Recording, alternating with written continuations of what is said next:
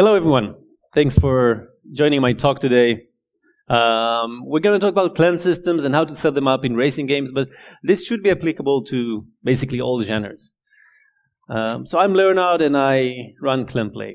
Let's start with a short overview of clans. I'm sure all of you already know what a clan is, but just in case, Wikipedia defines a clan as a group of people united by actual or perceived kinship and ancestry. In other words, a bunch of people with mutual interest, right?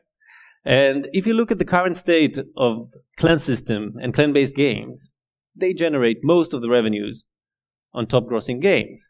56% of top grossing game revenues, actually, which, by the way, comes up to $50 million a day in the top 1,000.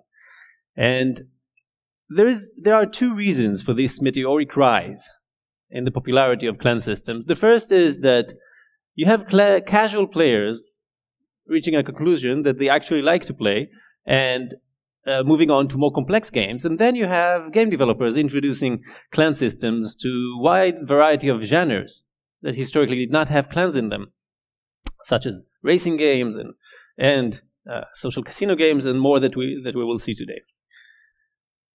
And so a short history of clans in mobile games, specifically Clash obviously was the game that coined the term clan for mobile games. Before that, you had World of Warcraft, of course, with their guild system where you would set up a raid with your friends. We would go on Ventrilo servers, right, and voice everything. But the actual first game to introduce a clan system was Avalon back in 1989. That was a text-based RPG. You'd type in your action and get a report on what happened. Nevertheless, quite complex economy and a very popular game back in the day. So now it's going to be the only slide where I talk about my company. Bear with me. Today, when you have a clan system in your game, you will have noticed that your clan gamers want to communicate naturally. And the chat inside the game is never enough for them. So they go to third-party messaging apps like Line, WhatsApp, Facebook to stay connected. And if you imagine the process of onboarding 50 strangers from the internet to your WhatsApp account, that's not entirely comfortable. On the other hand, you as game developers get no value from having your players on WhatsApp because WhatsApp will never help you retain your players. CleanPlay is a messaging app that mirrors the chat inside your game. It keeps your players connected. And as you can see, it's quite equipped and has a lot of features for your players. It has pinned messages, timers they can share, and every image you post into the chat becomes a discussion you can comment and react to. And we let game developers send messages to their players at all times, even while they're not playing. Before launching CleanPlay, I was a VP at Plarium. Plarium is a fairly large strategy games developer, more than 1,000 employees, and I was very engaged with the product. I set up several internal studios in the company, and I closed multiple publishing and IP deals, and that's where I saw this behavior of clan gamers that does need a better solution today. And why would you want to add clans to your game? The answer is KPIs. As soon as a player joins a clan, immediately you'll see an increase in their retention. And while in the short term, this is interesting, the ARPDAU goes down because now they're getting more help from their peers, right? So they don't need to spend that much. They play so much longer that the LTV goes as high as 3 times compared to non-clan gamers. It's very significant. And when your player plays in a clan, they don't only spend money to promote themselves. Now they're part of a group, they have bigger responsibility, and they spend to promote their group as well. You can see clans today in Britney Spears, that's a Kim Kardashian clone. You have SimCity Build It that added clans not long ago. Huge casino, social casino with a clan system in it. And Solitaire, the game's name is Alone with clans by GSN. Always makes me laugh, this one. So 5 things you should set up for a proper clan system. The first one is communication. Players need to communicate, to collaborate, right? Chat is a big challenge inside games, especially those with a landscape mode. Next part is interaction. So here from SimCity Build It, players can trade among themselves. This is not exclusive for clan gamers, but if you're part of a clan, you can post unpublished offers that only your clanmates are aware of. And this helps them advance in the game because well, they get the items they need at the exact right time. Next, you want rewards. This is from Shop Heroes, which is an interesting blend of RPG and city builder. Here, when you're part of a city, you can go on a raid, and if you win this raid, you get a rare blueprint that otherwise is unobtainable. That's a great way to encourage your players to participate in a clan. Then, you need immediate benefits. Those that your players get as soon as they join the clan. And Game of War is among the first to introduce a help system. So in Game of War, when you want to upgrade a building, it takes somewhere between 2 minutes and 2 lifetimes, right? And if your clanmates help you, they can significantly shorten this wait. Last, you want to have goals and competition. Competition is a super strong driver for motivation.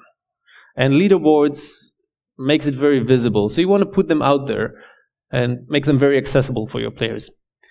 We'll look today at 2 very popular racing games with a clan system in them. First one will be CSR 2.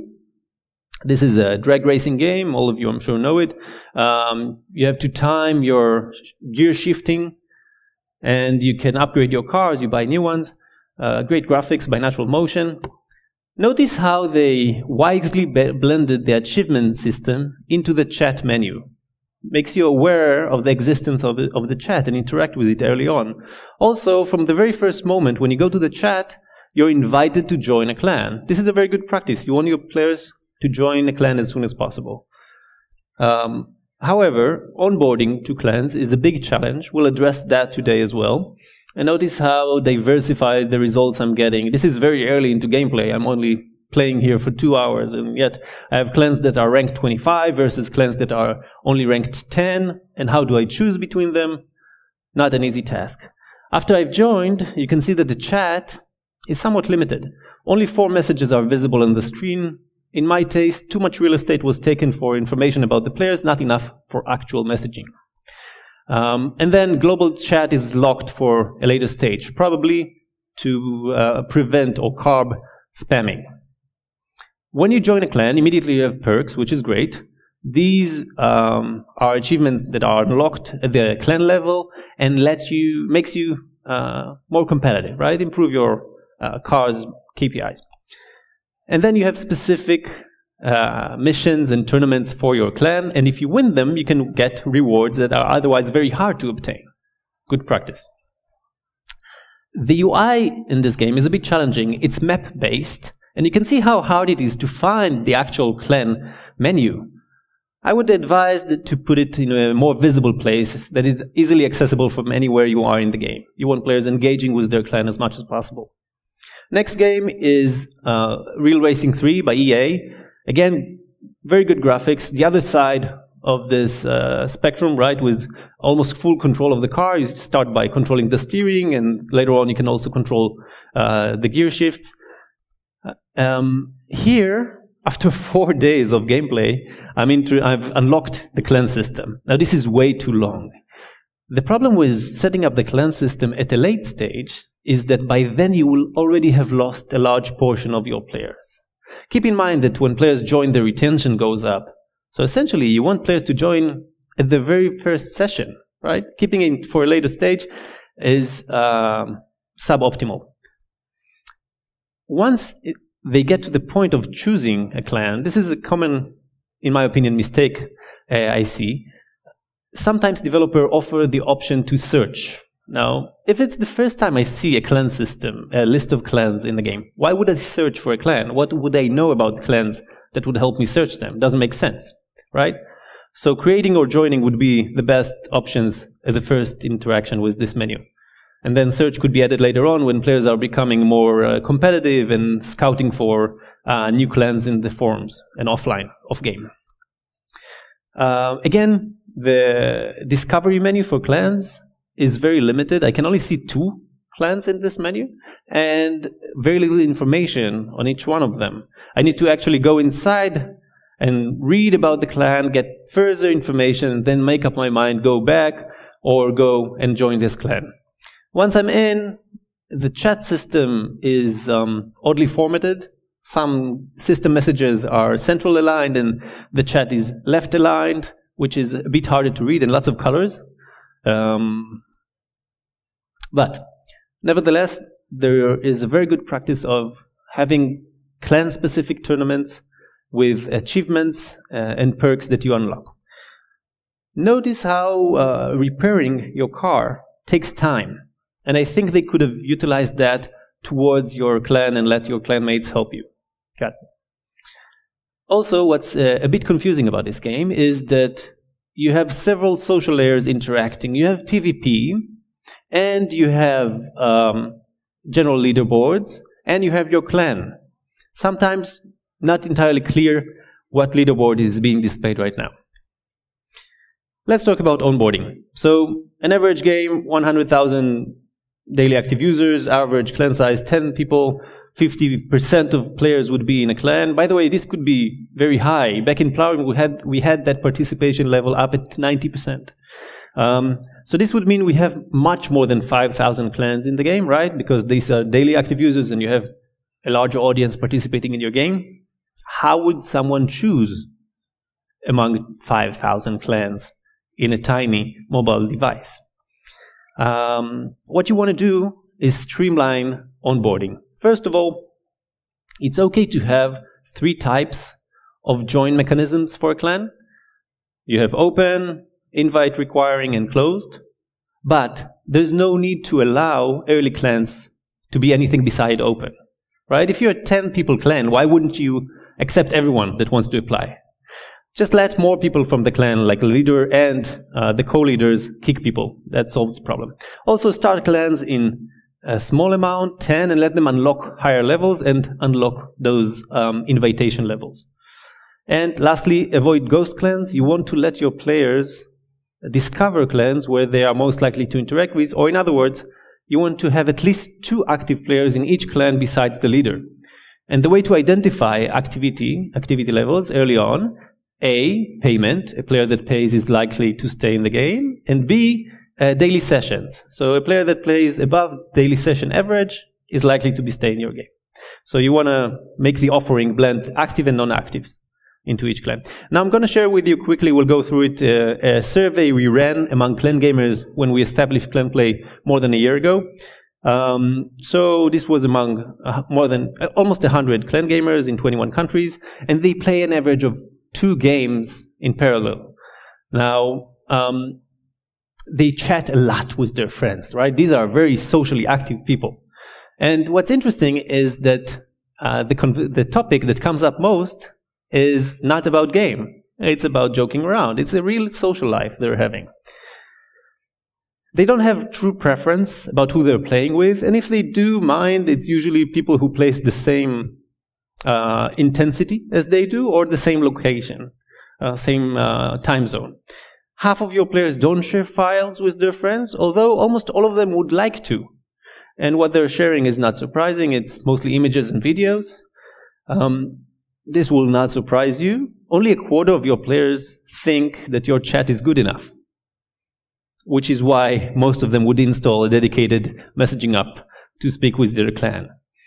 Now, as a fun practice, I took this arcade game, Asphalt by Gameloft. Most of you know it, and I've set up an imaginary clan system in it. So a quick review of this game. It's an arcade game, time attack, right? Again, great graphics. As you start each race, you have these camera angles, and nitro plays an important part of the game because you need to balance between speeding up and using your nitro and keep getting new nitros as you run around the track. PvP is a bit complicated here, and when you join an arena, usually it doesn't fill up. Most of the games I played were with between 3 and 5 players, where half of them will drop out of the race in the middle of it. And friendship is kind of meaningless. I have very little information about my friends and very little ways to interact with them. Clearly, there could have been a higher interaction around that. There are a lot of events. They're doing a very good job at live operating this game. And you have championships where you can win unique cars. All of this is a very good infrastructure for a clan system.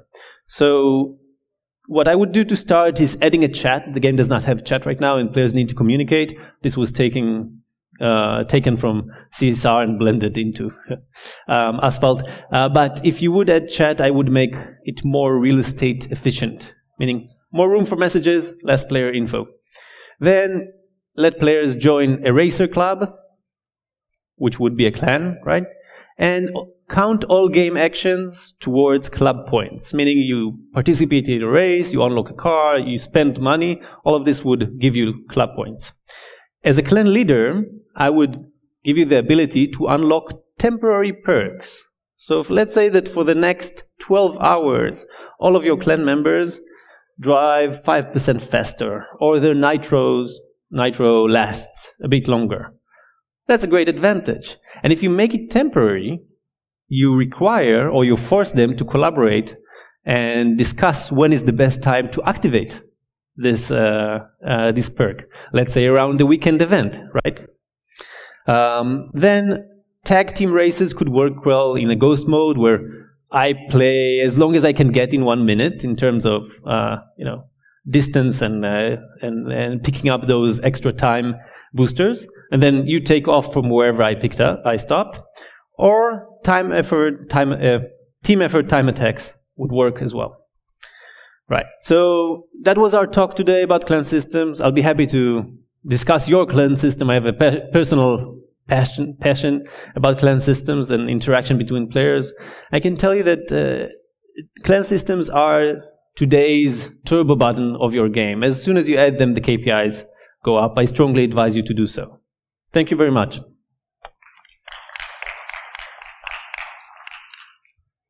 So, any questions?